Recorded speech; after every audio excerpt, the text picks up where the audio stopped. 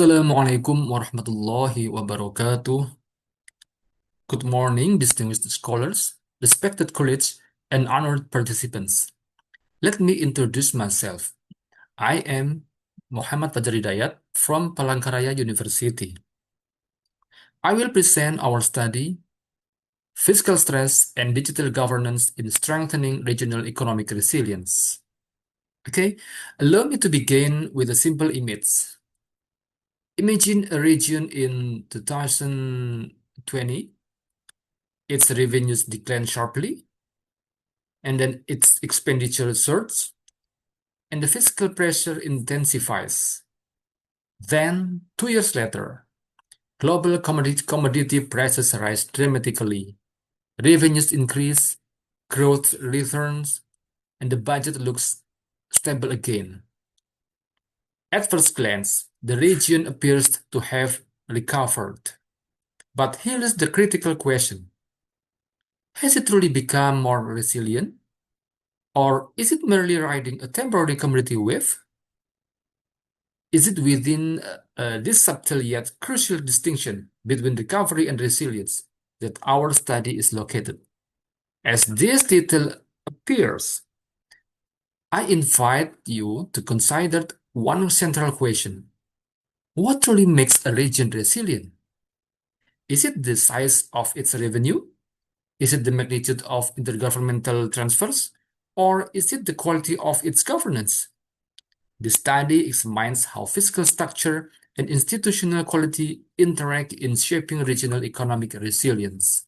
More specifically, we investigate whether fiscal independence genuinely strengthens resilience, whether transfer dependency creates vulnerability, and whether digital governance enhances fiscal effectiveness. Thus, our inquiry is not only about fiscal capacity, but about the quality of fiscal governance, because fiscal capacity alone does not tell the full story.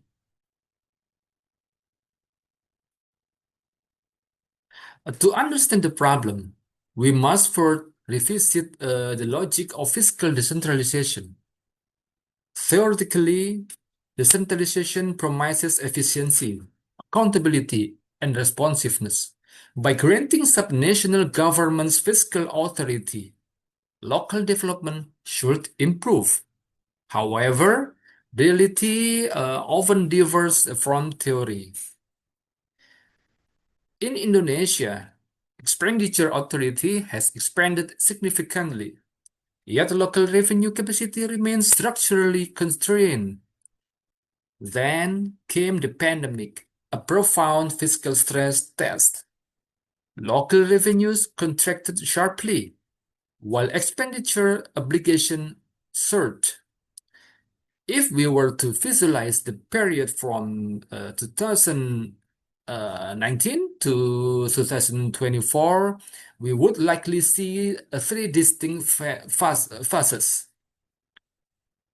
Pre-pandemic stability, pandemic contraction, and post-pandemic rebound driven by commodity prices. But here's the problem. An upward line on a growth graph does not necessarily mean the foundation has strengthened. When commodity prices rose during recovery, fiscal performance improved. But this leads us to a deeper question. Was this structural strengthening or merely cyclical relief? A rebound is not automatically resilience, and that distinction matters. Here lies the paradox. Commodity-driven recovery may create the appearance of strength without eliminating underlying fragility. Regions heavily dependent on transfer may experience what Oates describes as fiscal illusion, where temporary revenue inflows distort perceptions of sustainability. In such contexts, resilience can be overstated. Allow me to illustrate with a metaphor. Imagine a house with a leaking roof. Yeah? A house with a leaking roof. When the rain stops, the house appears fine, but the roof has not been repaired. Commodity windfalls and transfers inflows can function like the rain stopping. They provide temporary relief, but they do not necessarily repair structural weaknesses. This is what the literature describes as fiscal illusions, a perception of fiscal strength that may not reflect structural sustainability.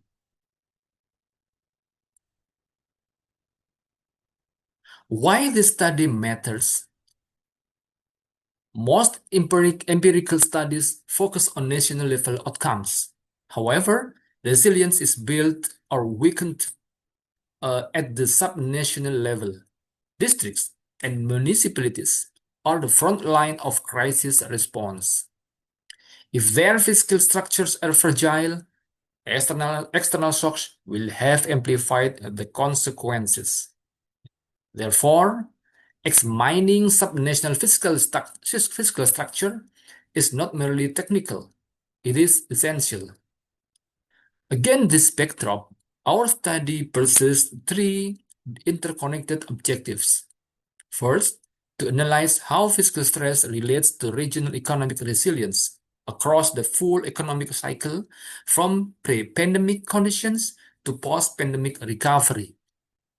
Second, to evaluate the roles of fiscal independence, transfer dependency, and capital expenditure. Third, and most importantly, to test whether digital governance strengthens fiscal effectiveness. In other words, does institutional modernization transform fiscal capacity into genuine resilience? Okay, we try to connecting the theories. To analyze this issue, we apply four theoretical lenses. First, fiscal decentralization theory, and then fiscal stress literature, regional economic resilience frameworks, and the resource curse and fiscal illusion perspective.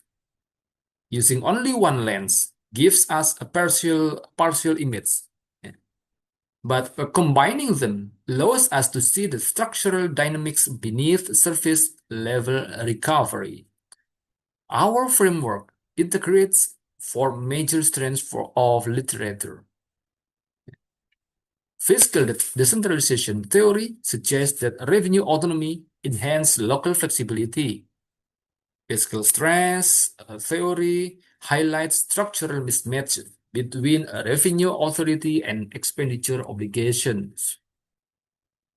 Regional resilience theory expands our understanding beyond recovery, emphasizing adaptation and transformation. And finally, the resource curse and fiscal illusion literature warn us that revenue abundance may conceal structural weakness.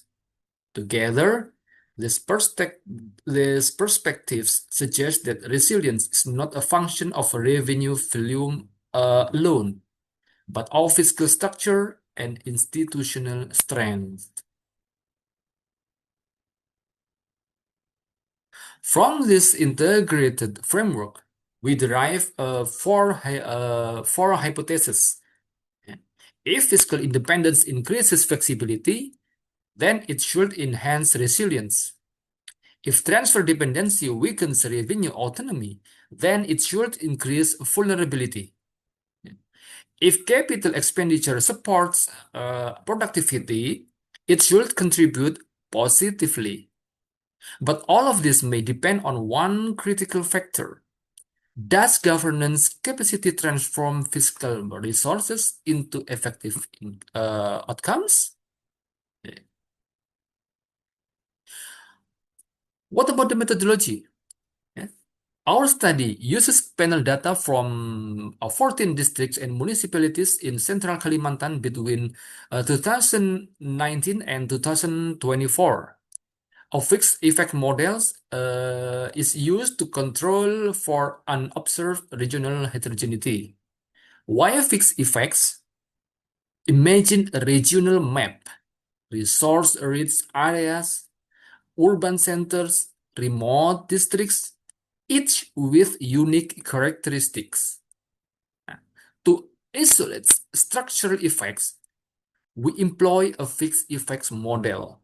This allows us to control for time invariant heterogeneity, such as geography and historical institutional differences. And then robust standard errors further ensure econometric reliability. We are testing a structural change, not merely cross-sectional differences.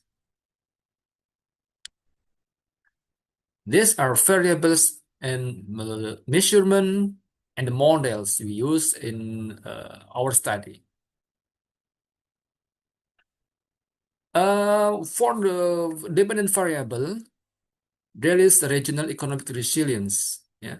Regional economic resilience is proxied by economic growth and human development stability, capturing both economic dynamism and social sustainability.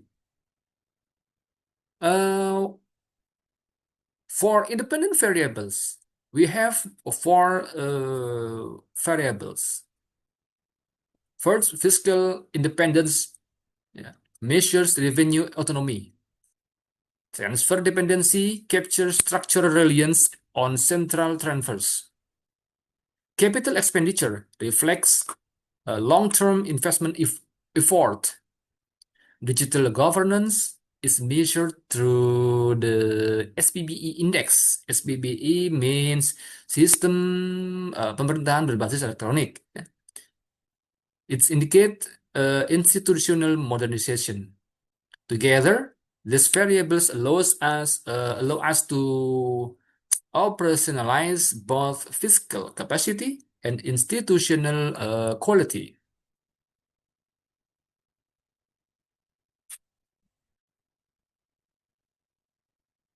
There is descriptive findings in our study. Yeah. The descriptive results already reveal a structural imbalance. We see fiscal independence average only around 15%. This is a relatively low level of revenue autonomy. This means that out of every 100 units of regional revenue, only 15 are generated locally. The remaining 85 rely on transfers. This is not simply a statistic. It is a structural dependency. What about main regression results? Now, we arrive at the empirical core. The results show a clear pattern.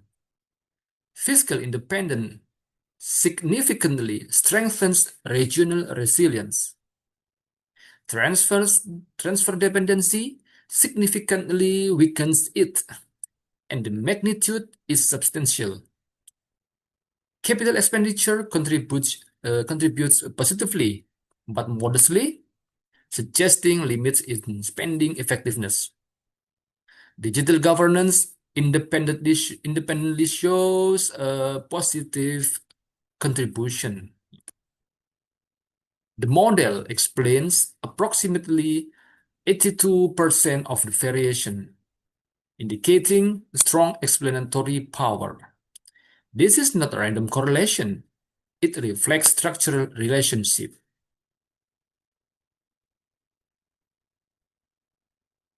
And the moderating effect of digital governance. Here, we reach the institutional turning point. When we introduce the interaction between fiscal independence and digital governance, the coefficient is positive and statistically significant. What does this mean? It means fiscal autonomy alone is not enough. But when supported by strong digital institutions, its impact is amplified. In practical terms, revenue autonomy without governance reform is insufficient. Digital governance acts as an institutional multiplier.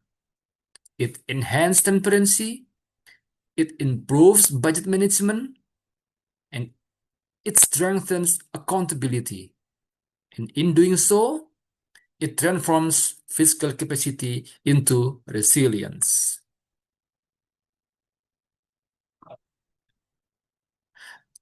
And finally, allow me to synthesize. Regional resilience is not determined by temporary revenue windfalls. It is shaped by fiscal structure and governance quality. Transfer-driven expansion without autonomy creates vulnerability. Capital spending without institutional capacity yields limited return. Digital governance emerged as a strategic lever to transform fiscal capacity into sustainable resilience. Let us return to the initial questions. Is recovery equivalent to resilience? Our findings suggest otherwise. Without fiscal autonomy and institutional strengthening, recovery may remain cyclical and temporary. Resilience is not defined by how fast growth returns after a shock. Resilience is defined by whether the fiscal structure evolves. And the policy implications are clear. Yeah.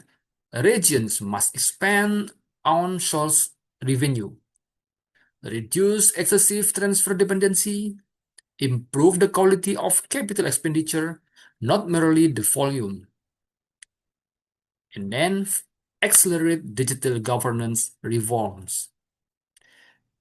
Resilience is not created by revenue windfalls.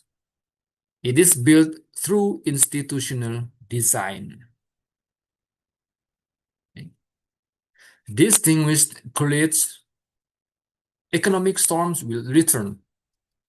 They may take the form of health crisis, commodity price shocks, or global slowdowns. The question is not whether another shock will occur. The question is whether our fiscal foundations will be strong enough when it does. The study suggests that those foundations rest on two pillars: fiscal autonomy and institutional quality. Without them, recovery risks becoming illusions. With them, resilience becomes structural. Thank you very much for your attention. I sincerely look forward to your questions and discussions. See ya. Assalamualaikum warahmatullahi wabarakatuh.